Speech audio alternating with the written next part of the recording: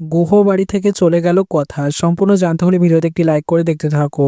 আবারও জমজমাট স্টার জলসার কথা ধারাবাহিকটি। গুহ বাড়িতে পৌষ পার্বণের অনুষ্ঠান হতে থাকে। তখন কথা ঠাকুরের কাছে প্রার্থনা করে, মা তোমার কাছে আমার একটাই চাওয়া, যেভাবেই হোক না কেন মায়ের স্মৃতি তুমি ফারিয়ে দাও। এরপরে হঠাৎ করে কথার মাথায় কি যেন একটা ভেঙে পড়তে যাবে, তখন অগ্নি এসে তাড়াতাড়ি করে কথাকে সরিয়ে নেয় এবং অগ্নির মা সেখানে পড়ে যায় এবং সে অজ্ঞান হয়ে যায়। এরপরে হঠাৎ করেই তারা প্রার্থনা করে ঠাকুরের কাছে এবং দেখা যায় মায়ের স্মৃতি ফিরে আসে এবং বলতে থাকে, সাগর, এটা আমাকে ছাড়া তো অসম্ভব।